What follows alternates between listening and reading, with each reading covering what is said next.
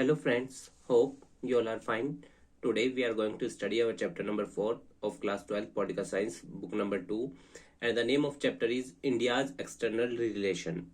भारत के दुनिया भर के देशों से संबंध कैसे है, नेहरू जी के वक्त कैसे संबंध थे और आज जो हमारे इस वक्त प्रधानमंत्री जी हैं उसके उनके वक्त कैसे संबंध है, और भारत का नजरिया क्या रहता है हमेशा दूसरों देशों के प्रति, या दूसरे देशों से हम कैसे रिलेशन डिप्लोमेटिक डायलॉग्स कैसे कंडक्ट करते हैं, वो सब चीजें हम इस चैप्टर के अंदर पढ़ने जा रहे हैं। ये चैप्टर बोर्ड एग्जाम की दृष्टि से भी और कंपटीशन के एग्जाम की दृष्टि से भी दोनों से ही बहुत इंपॉर्टेंट है। So let us start.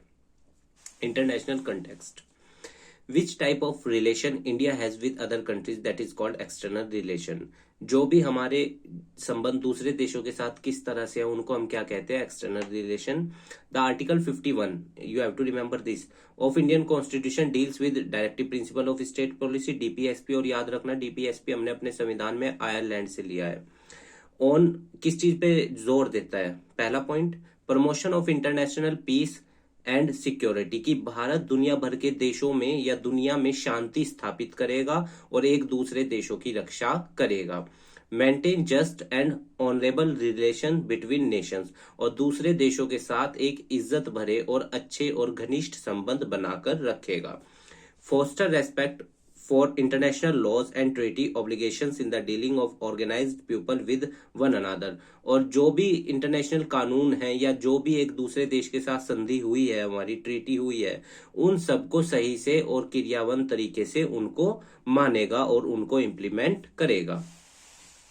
The policy of non alignment. अच्छा, जब दूसरा विश्व युद्ध चल रहा था, हमने प्रीवियस वीडियो में देखा था पार्ट 1 में, तो हमने जवाहरलाल नेहरू साहब ने कौन सी नीति को अपनाई थी, नॉन अलाइनमेंट की। ना तो हम यूएसएसआर की तरफ है ना ही हम यूएसए की तरफ है।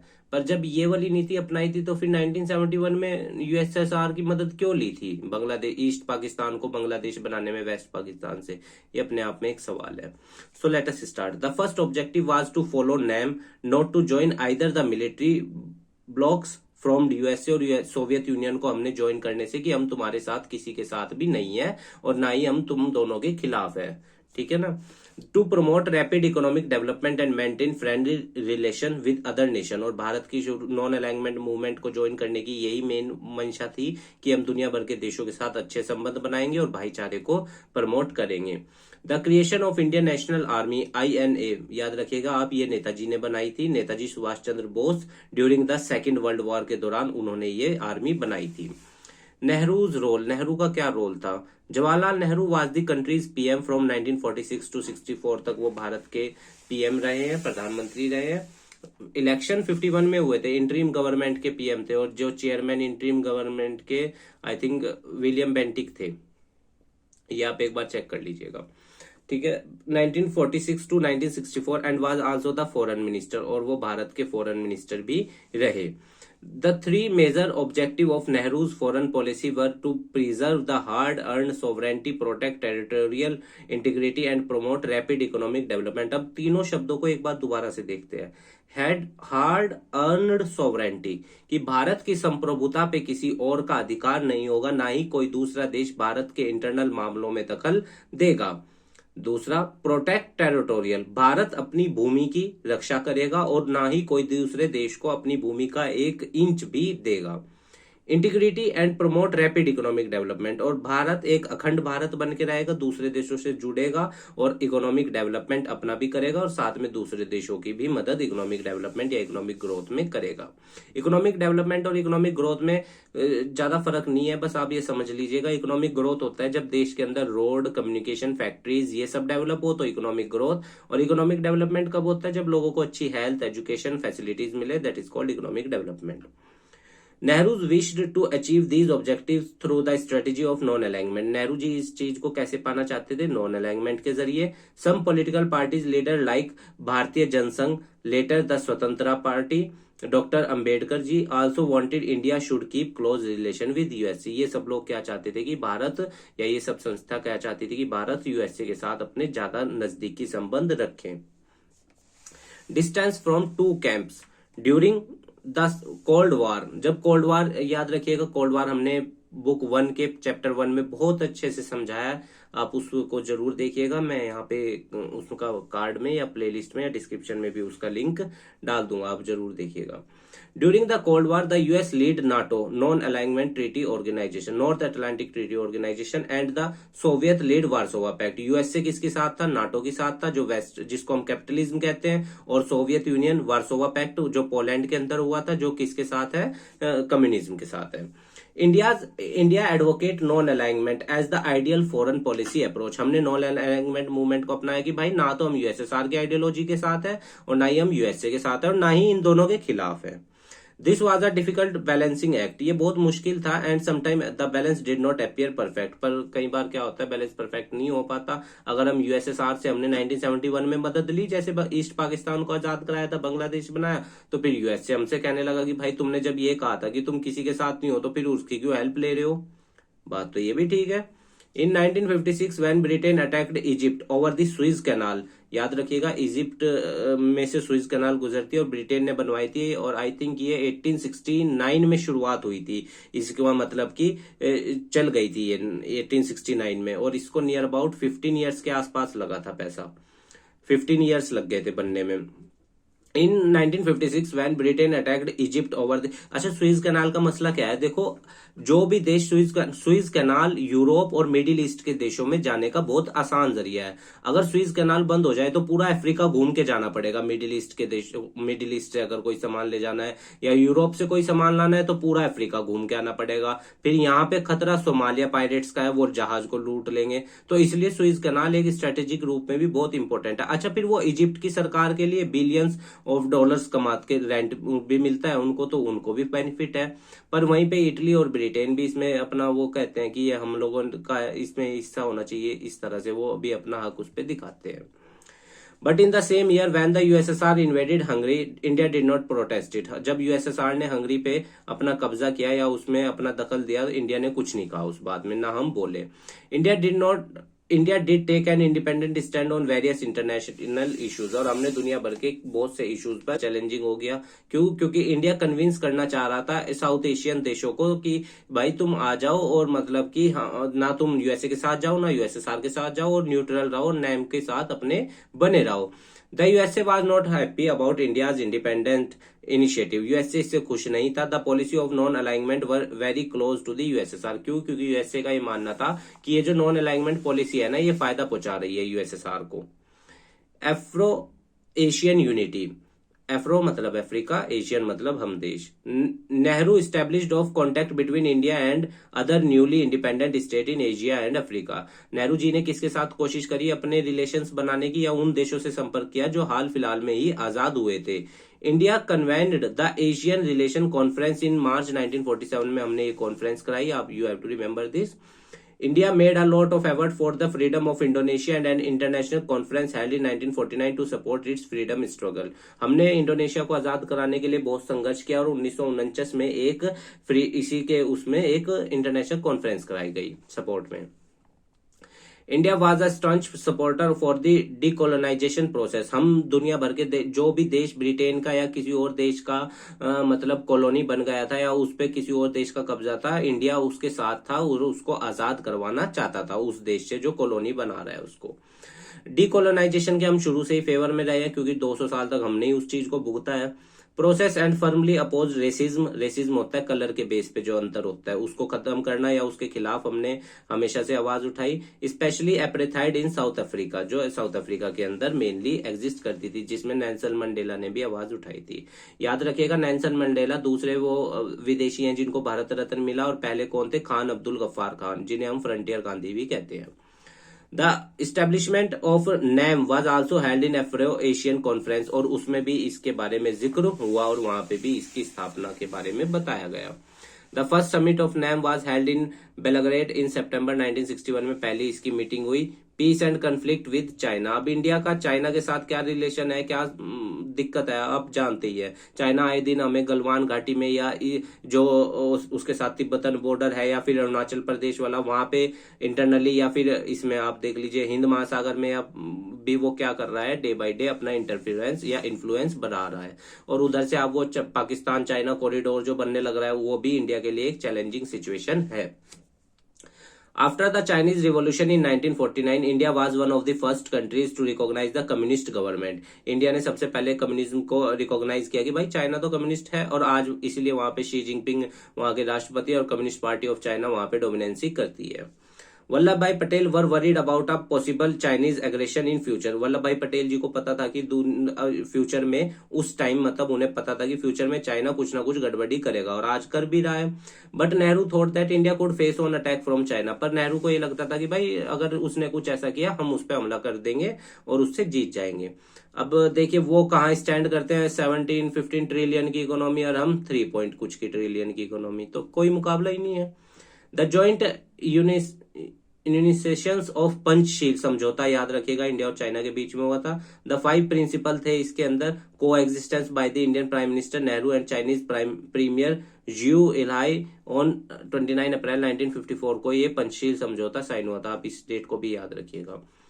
Mutual benefits and equality, mutual non aggression, मतलब एक दूसरे की मदद करेंगे और बराबर से बेनिफिट पहुंचाएंगे, एक दूसरे के प्रति गुस्सा नहीं दिखाएंगे, एक दूसरे के मामलों में इंटरवीन नहीं करेंगे in each other international affairs to maintain international peace and understanding. और फिर चाइना को क्या समस्या है, जब हम यूएन में ये कहते हैं कि हमें न्यूक्लियर एनर्जी का उसका परमानेंट मेंबर बनने दो, तो फिर चाइना क्यों वेटो करता है। जब हम हाफिज सईद को ये कहते हैं कि इसको इंटरनेशनल टेररिस्ट घोषित करो यूएन की सिक्योरिटी काउंसिल में, तो फिर क्यों वो अपनी वीटो को यूज करता है ये। और जब भी हम पाकिस्तान को वहां पे घेरने की कोशिश करते हैं यूएन में असेंबली में, चाइना क्यों वीटो पावर यूज करता है।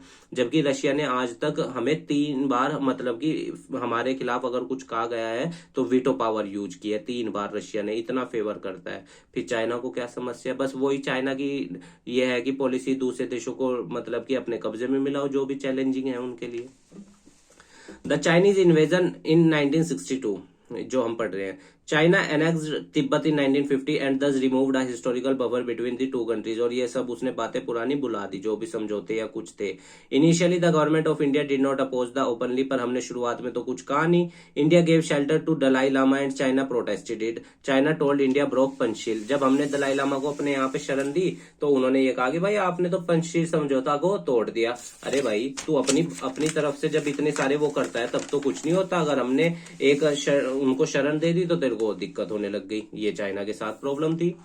China claim 2 areas within the Indian territory. Aksai Chin वाला एरिया, आप इसको जरूर मैप पे देखिएगा, this is very important as per board exam and as per for UPSC और पीसीएस और states exam. Aksai Chin areas in the Ladakh region of Jammu and Kashmir and much of the state of Arunachal Pradesh in नेफा। और हाल फिलहाल में तो अरुणाचल प्रदेश के सांसद ने संसद में ये भी कहा है कि भाई चाइना ने वहां पे गांव बना लिया है। आप इसके बारे में अरुणाचल प्रदेश वाले बॉर्डर इशू जो चाइना के साथ है उसमें जरूर पढ़िएगा, और अक्साई चीन वाला एरिया भी नेट पर जरूर सर्च करके हमें कमेंट बॉक्स में बताइएगा। Between 1957 and 1959 the China occupied Aksai चीन एरिया पे उसने अपना कब्जा कर लिया और एक स्ट्रेटेजिक रोड वहां पे बना दिया ताकि वो मिडिल ईस्ट के देशों में भी, Europe, Iraq, Iran, Afghanistan, Turkmenistan, Afghanistan और सऊदी अरब, कुवैत, इन सब तरफ भी उसका व्यापार बढ़ सके। और आप आज देख ही सकते हैं चाइना पाकिस्तान इकोनॉमिक कॉरिडोर के तहत वो कितने पैसे इन्वेस्ट कर रहा है। हम ये नहीं कह रहे कि ये गलत है, आप पैसा इन्वेस्ट करो, पर ये थोड़ी है कि फिर आप इंडिया को भी घेरने की कोशिश करो। India could not take help from USA and USSR due to Cuba missile crisis, क्योंकि हमने क्यूबा मिसाइल क्राइसिस, आप याद रखिएगा, विश्व युद्ध 1 के बाद हुई थी, जब ये क्यूबा एक आइलैंड था और वहां पे यूएसएसआर ने अपनी मिसाइलें कर दी थी एक खड़ी। फिर जो वहां के यूएसए के प्रेसिडेंट थे उन्होंने कहा था फ्रैंकलिन ने कि भाई ऐसे यहाँ से हटा ले, और यूएसए इसको बहुत सीरियस लेगा अगर तेरा एक भी कोई जहाज अब वहां से आ गया। वो आप बुक 1 की वीडियोज में आपको सजेस्ट करूंगा कि आप उसे जरूर देखिएगा, चैप्टर 1 को, एटलीस्ट चैप्टर 1 को देख लीजिएगा, बस आपको ये पूरी कहानी समझ में आ जाएगी यूएसए और यूएसएसआर की जो पावर का स्ट्रगल था। चाइना डिफीटेड, चाइना को हमने हार दी 1962 में, और चाइना डिफीटेड इंडिया को उसने हराया 1962 में। Then defence minister V Krishnan Menon had to leave the cabinet, उन्होंने रिजाइन कर दिया, ये भी आप याद रखिएगा वी कृष्णन मेनन का नाम। नेहरू वाज क्रिटिसाइज, नेहरू का विरोध किया गया, and for the first time a non confidence motion Nehru ji के खिलाफ लाया गया गवर्नमेंट के बाद, and debated in the Lok Sabha में चर्चा हुई। The Sino Indian conflict affected the political parties also, इसका पॉलिटिकल पार्टीज पे भी बहुत प्रभाव पड़ा। The CPI communist party of India split into 1964 में वो टूट गई टू पार्ट्स में, communist party of India in favour of USSR, communist party of India Marxist in favour of China. ये दो पार्टी आज भी एक्टिव है इंडिया में। Many leaders of what become CPIM were arrested for being pro China, और इनके leaders को arrest किया गया कि भाई आप तो चाइना के समर्थक हो देश के अंदर, इसलिए आपको उठा के जेल में डाल दिया जा रहा है। Wars and peace with Pakistan, अब पाकिस्तान के साथ युद्ध भी हुआ और संधि भी हुई थी शांति की। Late us read. A first war broke out between the India and Pakistani armies in Kashmir during 1947 and India won, और उसमें भारत जीत जाता है। The World Bank resolved the issue of the India-Pakistan Indus Water Treaty के जरिए वो पानी का जो समस्या था वो भी सोल्व हो गया। It was signed by Nehru and General Ayub Khan in 1960, और हमने उन्हें पानी दे रहे हैं, और आज भी आप जानते हैं पाकिस्तान में पानी इंडिया से ही जाता है, पीने का पानी। Later Indian prime minister Lal Bahadur Shastri and Pakistan general Ayub Khan signed the Tashkent agreement brokered by the Soviet union in January 1966 में हमने तशकैंत एग्रीमेंट को भी साइन किया। In the third war India defeated Pakistan for the support of freedom struggle in Bangladesh. 1971 की लड़ाई जब east Bangladesh वालों ने नेहरू जी से रिक्वेस्ट करी कि भाई आप हमारी मदद करो, मतलब भारत से मदद मांगी कि हमें वेस्ट पाकिस्तान वालों से आजाद कराओ, फिर ईस्ट पाकिस्तान बांग्लादेश बन गया था, और वेस्ट पाकिस्तान आज हम जिसे पाकिस्तान कहते हैं। Later, the signing of the Shimla Agreement between Indira Gandhi and the Zulfikar Ali Bhutto on 3rd July 1972 formalized the return of peace, और फिर जुल्फिकार अली भुट्टो के साथ एक संधि तय हुई, शिमला एग्रीमेंट, जिसे बोला जाता है कि शांति स्थापित की जाएगी। ड्यूटी 3 वार्स फ्रॉम 62 से 71 के बीच में 3 युद्ध हो चुके थे। इंडिया के पास पर्याप्त संसाधन, मतलब कि लिमिटेड संसाधन थे मिलिट्री के। India had to start a military modernisation drive, तो हमने अपनी मिलिट्री को क्या किया, मॉडर्नाइज करना शुरू कर दिया। The department of defence production was established in 1962 में डिफेंस प्रोडक्शन डिपार्टमेंट हमने एस्टेब्लिश किया। The department of defence supplies in November 1965, और ये भी हमारे यहाँ इंडिया में स्थापित किया गया। The third plan 1961-66 was affected and it was followed by the annual plan के द्वारा इसको फॉलो किया गया। अब इंडिया की न्यूक्लियर पॉलिसी क्या है, let us read. The communist China conducted nuclear test, China ने कब टेस्ट किया अपना, 1964 में। The first nuclear test done by India, और हमने कब किया, मई 1974 में। द 5 न्यूक्लियर वेपन पावर्स, 5 ही हैं, यूएसए, यूएसएसआर, अब तो बहुत है, उस time USA, USSR, UK, France and China. Also the ये परमानेंट मेंबर भी है यूएन सिक्योरिटी काउंसिल के, ये ही पांचों। यूएसएसआर की जगह अब Russia, USA, Russia, UK, France and China, क्योंकि यूएसएसआर टूट गया था 1991 में जब सेंट्रल एशिया के देश उसमें से निकले। Permanent member of the UN security council try to impose the nuclear non proliferation treaty. Non proliferation treaty मैंने वीडियो बुक 1 की वीडियोस में भी बताई है। इसमें क्या था कि धीरे धीरे न्यूक्लियर बॉम्ब्स को का यूज कम करेंगे और उन्हें डिस्पोज करेंगे, रिटायर करेंगे, और नए न्यूक्लियर बॉम्ब नहीं बनाएंगे। इस ट्रीटी में ये था। ये 1968 में हुई on the rest of the world. India always considered the non-proliferation treaty as discrimination and had refused to sign it। हमने हमेशा ये कहा है कि भाई ये तो डिस्क्रिमिनेशन है, इन पांचों देशों ने या इन सब ने तो न्यूक्लियर बॉम्ब्स बना लिए, और जब अब हमारी बारी आई तो हमें ये कहा जा रहा है कि भाई न्यूक्लियर बॉम्ब्स मत बनाओ, और ये सब ऐसे कैसे चलेगा, जब तुम लोगों ने बना लिया तो फिर हमें क्यों बनाने से रोक रहे हो। बात तो इंडिया की भी ठीक है। When India conducted its first nuclear test, argued that it was committed to the policy of using nuclear power only for peaceful purpose। जब हमने अपना पहला न्यूक्लियर टेस्ट किया था, आई थिंक पोखरण में किया था, तो उस वक्त हमने ये कहा कि भाई हमने तो इसलिए किया है ये क्योंकि हम इंटरनेशनल पीस को प्रमोट करना चाहते हैं। The Arab Israel war of 1973, the entire world, आप ये मुझे एक बार एग्जैक्ट बताइएगा कि ये कहाँ पे हुआ था पहले वाला। The Arab-Israel War of 1973, the entire world was affected by the oil shock। जब यूएसए ने अरब इजराइल के बीच में जब कन्फ्लिक्ट हुआ, क्योंकि इजराइल यूएसए का समर्थन है, आप ये याद रखिएगा।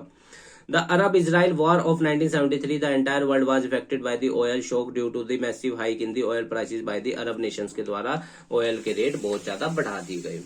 अब इंडिया और इसराइल के रिलेशन कैसे हैं? अच्छा, हमारे और इसराइल के रिलेशन बहुत अच्छे हैं। बेंजामिन नेतन्याहू आपने देखा होगा, आए भी थे भारत में अभी थोड़े दिन पहले। Nearly 45 years after independence foreign policy with Israel remain unexplored. हमने इतना ध्यान उस पर नहीं दिया शुरुआत में, आजाद होने से लेके 1992 तक। Two nation got independence from Britisher हमें 1947 में मिली, और इसराइल को 1948 में मिली, और चाइना को 1949 में, और पाकिस्तान को 14 अगस्त 1947 को। Historical culturalistic between India and Israel started gain firmness after 1992 के बाद से इसराइल और हमारे संबंध अच्छे हुए जब इसराइल ने अपनी एम्बेसी इंडिया के अंदर इस्टेब्लिश की। एम्बेसी एक गवर्नमेंटल ऑफिस होता है, ये याद रखिएगा। मोस्टली हमारे यहाँ दिल्ली, बेंगलोर और मुंबई में है। But even after starting diplomatic relation between two countries but firmness, NDA 1996 government national development alliance, NDA को हम क्या बोलते हैं, नेशनल डेवलपमेंट अलायंस, और यूपीओ को United Providence front, United Providence alliance. Relation strong NDA के समय में और अच्छे हुए relation strong visit of governments, फिर उनके यहाँ उनके डिप्लोमेट्स हमारे यहाँ आए और हमारे डिप्लोमेट्स गए, उससे बहुत अच्छे हुए। जैसे PM Narendra Modi visit to Israel in 2017 and PM Benjamin Netanyahu is visited India in 2018। Cooperations on various fields like cultural exchange, defense, security, contra terrorism, space research, water, energy, agriculture, development, इस पे Israel हमारी मदद कर रहा है क्योंकि Israel के पास बहुत हाईली टेक्निफाइड चीजें हैं। पंचशील के अंदर 5 प्रिंसिपल क्या थे? Mutual respect of each other, एक दूसरे की इज्जत करेंगे। चाइना और हमारे बीच में हुआ था ये साइन। एक दूसरे के प्रति गुस्सा नहीं दिखाएंगे। जब ये बात है तो फिर गलवान में क्यों हमें गुस्सा दिखाया उसने, चाइना ने? तो चाइना के साथ समस्या क्या है? आए दिन सारे रूल्स एंड रेगुलेशन को मानना है नहीं, इंटरनेशनल कोर्ट्स के लॉ को मानना है नहीं, बस अपनी मनमानी करता रहता है। अब चाहे आप हांगकांग का इशू देख लीजिए, और हमें तो ऐसा लगता है म्यांमार वाले इशू में जो सत्ता पलट चल रहा है इस वक्त, उसमें भी उसका ही ना हाथ हो। Non interference in internal affairs, और हमारे इंटरनल अफेयर्स में या हम उनके इंटरनल अफेयर्स में दखल नहीं देंगे। इक्विटी एंड म्यूचुअल बेनिफिट्स, ठीक है ना। इक्विटी और म्यूचुअल बेनिफिट्स मतलब कि हम उनकी भी हेल्प करेंगे और वो हमारी करेंगे। पीसफुल को एग्जिस्टेंस, और एक दूसरे के साथ मतलब कि अच्छे से व्यवहार बनाकर रखेंगे। ये भी चाइना और हमारे बीच में इस पंचशील समझौता में तय हुआ था। रशिया के साथ हमारे रिलेशन कैसे हैं? Late us read. During cold war के वक्त में हमने नैम यूएसएसआर रिलेशन स्ट्रॉन्ग, हमने नॉन अलाइनमेंट मूवमेंट बनाया था जिसके तहत हमने कह दिया था कि भाई ना तो हम यूएसएसआर के साथ है और ना ही उसके खिलाफ है, और ना ही हम यूएसए के साथ है और ना उसके खिलाफ है। यूएसएसआर हेल्प सफिशियंसी, यूएसएसआर ने हमारी मदद की हमको सेल्फ सफिशिएंट बनने में। सेकंड 5 ईयर प्लान जो क्योंकि पहला 5 ईयर प्लान 1951 से 56 था, PC Mahalanobis Harold Domar model. तो यानी 1956 के बाद से सेकंड हुआ होगा तो 1956 से 61, टोटल 12 5 ईयर प्लान चले हैं। 12वें का टाइम पीरियड है 2012 से लेकर 2017, ये आप याद रखिएगा। Second 5 year plan 16 heavy projects चलाए गए। 16 प्रोजेक्ट चले भारत में, जिसमें 8 प्रोजेक्ट में मदद कौन कर रहा था? हमारी रशिया। आईआईटी बॉम्बे बनाने में यूएसएसआर ने हमारी मदद करी। टेक्निकल एड दी हमें, assistance in steel plant BHEL Bharat heavy electronic limiteds, Bhilai, Bokaro, Visakhapatnam जो आंध्र प्रदेश में, इन सब में यूएसएसआर ने हमें फंडिंग करी। After 1950s relation cordial Nehru, June 1955 Nikita Khrushchev return to India. Russia के प्रेसिडेंट ये थे निकिता खुर्शेव। जब ये क्यूबा मिसाइल क्राइसिस हुआ था ना, उस टाइम भी यही थे निकिता खुर्शेव, ठीक है ना। इन्होंने वो मिसाइलें वहां पे यूएसए के जो आइलैंड है क्यूबा, उसके सामने खड़ी कर दी थी। In many aspect Russia is in favour of India, Russia India के फेवर में। Like Kashmir issue, Goa Portuguese issue, Russia have used veto power for favouring India, हमारे लिए उसने वीटो पावर्स का उपयोग किया है, मतलब फायदा पहुंचाने के लिए। Sign treaty of peace and friendship in 1971, जब हमने बांग्लादेश को आजाद कराया था, उस वक्त उनकी हेल्प ली थी। फेवर्ड यूएस इन इंडो पाक वार 1971, और उसमें भी हमारी उसने हेल्प करी थी। कोल्ड वार के बाद कैसे रिलेशन थे हमारे? लेट अस सी। यूएसएसआर डिसइंटीग्रेट इन 1991, यूएसएसआर 1991 में क्या हो जाता है? टूट जाता है, विखंडन हो जाता है उसका। And have changed its foreign policy and started new economic policy of 1991, हमारे यहाँ पे न्यू इकोनॉमिक पॉलिसी क्या थी? Liberalisation, privatisation and globalisation. उस टाइम फाइनेंस मिनिस्टर भारत के डॉक्टर मनमोहन सिंह जी थे, जो भारत के 2004 से लेके 2014 तक भारत के प्रधानमंत्री भी रहे। वो उस टाइम भारत के क्या थे? फाइनेंस मिनिस्टर थे, वो लेके आए थे इसको, न्यू इकोनॉमिक पॉलिसी को। After disintegration India Russia new treaty of friendship cooperation 1993 में दोबारा से ये हुई। जब यूएसएसआर टूट गया उसके बाद दोबारा हमने संधि तय करी फ्रेंडशिप की। याद रखिएगा, पहली 1971 में, दूसरी 1993 में। इन 1994 अब बाइलेटरल होता है जो दो देशों के बीच में हो, मल्टीलेटरल जो दो से ज्यादा देशों के बीच में हो। इन 1994 अब बाइलेटरल मिलिट्री टेक्निकल कोऑपरेशन उनके और हमारे बीच में साइन हुआ। इन 2000 पुतिन, रशिया के प्रेसिडेंट इस वक्त व्लादिमीर पुतिन है, आप ये भी याद रखिएगा, become president of Russia and Russian economy started to revive. और अगर रशिया आज तरक्की कर रहा है तो उसके पीछे पुतिन को ही माना जाता है तरक्की, क्योंकि वहां पे और उससे पहले वाली सरकारें पुतिन जी से वो सारी करप्ट थी। अब पुतिन जी ने रशिया को क्या किया है, रिवाइव और एक अच्छा सुपर पावर के रूप में उभारा है। इन 2000 Vladimir Putin visited India and after that till now meetings held every year, और हर साल होती है मीटिंग्स पीएम की और पीएम्स की, प्रेसिडेंट्स की, इन सब की। Free trade agreement exist, Russia have invested so much, Russia ने भारत में बहुत इन्वेस्टमेंट किया। जैसे यूएस 2025 तक का ये टारगेट था कि हम रशिया इंडिया में $30 बिलियन इन्वेस्ट करेगा और हम उनके देश में करेंगे, पर ये टारगेट 2017 में ही पूरा हो गया। अब 2025 तक का टारगेट नया क्या सेट हुआ है कि $50 बिलियन का, वो हमारे यहाँ, हम उनके यहाँ। बिग मार्केट रशिया के लिए हम बड़े बाजार है, क्यों? क्योंकि इंडिया की पॉपुलेशन आप जानते ही हैं इतनी ज्यादा बढ़ती जा रही है, तो कंजप्शन भी ज्यादा होगा, तो रशिया को उससे बेनिफिट्स है। BRICS, G20, east Asia summit forum, इन सब के हम भी मेंबर हैं और वो भी मेंबर है। ब्रिक्स की फुल फॉर्म है Brazil, Russia, India, China and south Africa. South Africa इसमें बाद में जुड़ा था। G20 ग्लोबल 20 देश इसके मेंबर है जो एनवायरमेंट और ग्लोबल वार्मिंग इन सब इश्यूज पे काम करते हैं। और ईस्ट एशिया समिट में हमारे ये सब देश आ जाते हैं, फिलीपींस, ये सब जो ईस्ट एशिया में है। स्ट्रेन इन द रिलेशनशिप, अब दिक्कत कहाँ आती है, दिक्कत कहाँ आई उनके और हमारे रिलेशन में? इंडिया ने यूएसए के साथ न्यूक्लियर डील साइन की 2008 में, तो वो रशिया को बुरा लगा और लगेगा भी, जाहिर सी बात है भाई, जब वो हमारे साथ खड़ा था हर वक्त में। तो फिर अब उसके और उसके यूएसए के बीच में तो संघर्ष रहा है ना, struggle of power, struggle of ideology रहा है। उधर यूएसए ने अपना नाटो बना लिया था, इधर यूएसएसआर ने अपना वर्सोवा पैक्ट बना लिया था पोलैंड के अंदर। Defence relation between India and USA, ये भी अच्छे होने के कारण रशिया को थोड़ा सा देखो लगता ही है भाई कि मैंने उसके लिए किया और वो मैं उसके साथ आगे बैठ रहा है। रशिया की बात हमें कैसे बुरी लगी? रशिया ने M135 हेलीकॉप्टर्स दिए पाकिस्तान को। India US military logistic agreement की क्या थी ये हमने यूएस के साथ तय किया। Quadrilateral security dialogue, USA, Japan, Australia, India. जब हमने क्वाड को ज्वाइन किया तब रशिया ने कहा कि भाई तुम फिर यूएसए के साथ जा रहे हो।